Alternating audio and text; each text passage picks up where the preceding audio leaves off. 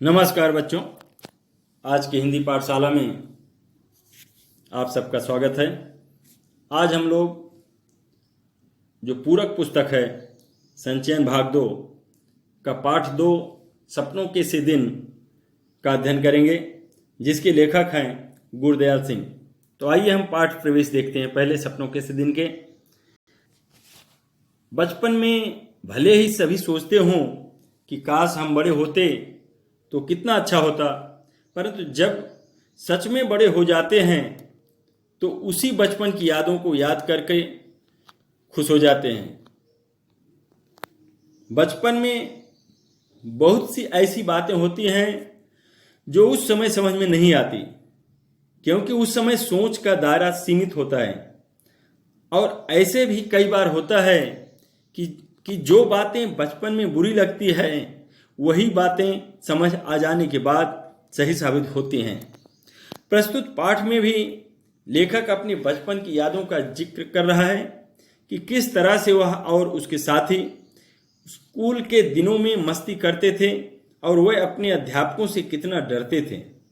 बचपन में लेखक अपने अध्यापक के व्यवहार को नहीं समझ पाया था, उसी का वर्णन लेखक ने इस पाठ में किया है।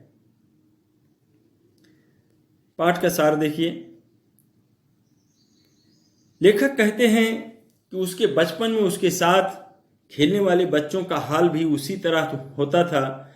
सभी के पांव नंगे, फटी मैली सी कच्छी और कई जगह से फटे कुर्ते, जिनके बटन टूटे हुए होते थे और सभी के बाल बिखरे हुए होते थे। जब सभी खेलकर धूल से लिपटे हुए कई जगह से पांव में छाले लिए, घुटने और टखने के बीच का टांग के पीछे मांस वाला भाग पर खून के ऊपर जमी हुई रेत मिट्टी से लथपथ पिंडलियां लेकर अपने अपने घर जाते तो सभी की माँ बहनें उन पर तरस नहीं खाती, बल्कि उल्टा और ज्यादा पीट देती। कई बच्चों के पिता तो इतने गुस्से वाले होते कि जब बच्चे को पीटना शुरू करते तो यह भी ध्यान नहीं रखते कि छोटे बच्चे के नाक मुंह में लहू बहने लगा है, और ये भी नहीं पूछते कि उसे चोट कहाँ लगी है। परंतु इतनी बुरी पिटाई होने पर भी दूसरे दिन सभी बच्चे फिर से खेलने के लिए चले आते। लेखक कहते हैं कि यह बात लेखक को तब समझ आई जब लेखक स्कूल अध्यापक बनने के लिए ट्रेनिंग ले रहा था। वहां लेखक ने बच्चों के मन के विज्ञान मनोविज्ञान का विषय पढ़ा था। लेखक कहते हैं कि कुछ परिवार के बच्चे तो स्कूल नहीं जाते थे, और जो कभी गए भी पढ़ाई में रुचि न होने के कारण किसी दिन बस्ता तालाब में फेंक आए, और उनके माँ बाप ने भी उनको स्कूल भेजने के लिए कोई जबरदस्ती नहीं की। यहाँ तक कि राशन की दुकान वाला और जो किसानों की फसलों को खरीदते और बेचते हैं, जिसे अड़हतिया कहा जाता है, वह भी अपने बच्चों को स्कूल भेजना जरूरी नहीं समझते थे। वह कहते थे कि जब उनका बच्चा थोड़ा बड़ा हो जाएगा तो पंडित घनश्याम दास से हिसाब किताब लिखने की पंजाबी प्राचीन लिपि, जिसे लंडे कहा जाता है, जो पंजाबी प्राचीन लिपि है उसको लंडे कहते हैं, तो वही घनश्याम दास से हिसाब किताब लिखाने की पंजाबी प्राचीन लिपि पढ़वा कर सिखा देंगे और दुकान पर खाता लिखवाने लगा देंगे। लेखक कहते हैं कि बचपन में किसी को भी स्कूल के उस कमरे में बैठकर पढ़ाई करना किसी कैद से कम नहीं लगता था।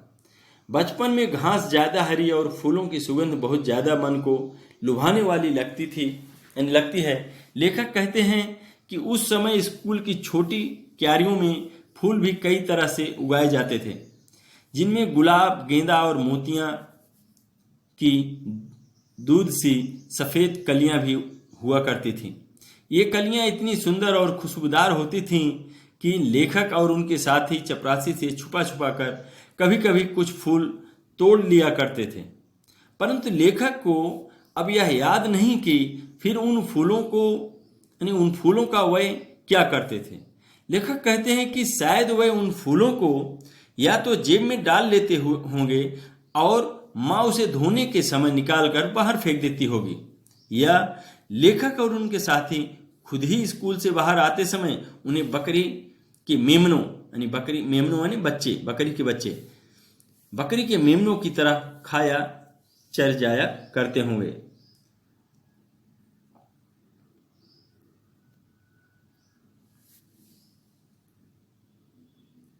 लेखक कहते हैं कि उसके समय में स्कूलों में साल के शुरू में 1-1.5 महीना ही पढ़ाई हुआ करती थी।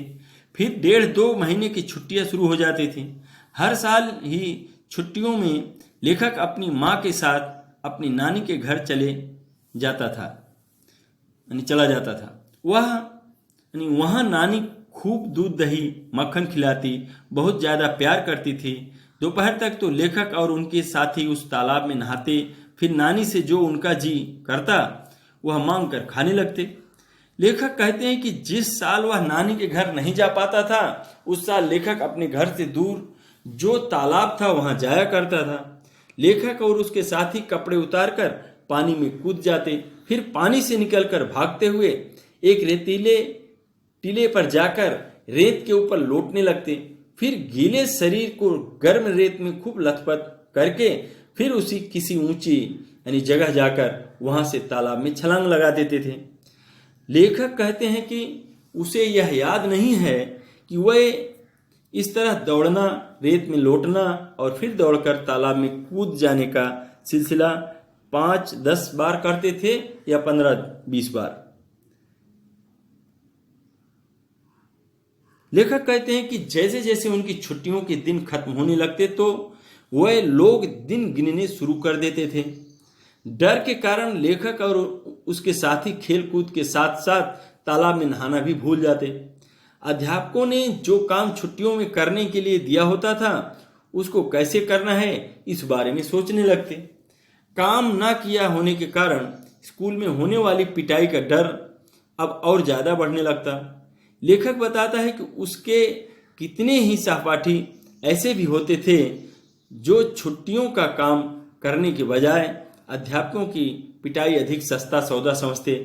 ऐसे समय में लेखक और उसके साथी का सबसे बड़ा नेता ओमा हुआ करता था। तो मैं अब यहीं पे कहानी को बंद करता हूँ।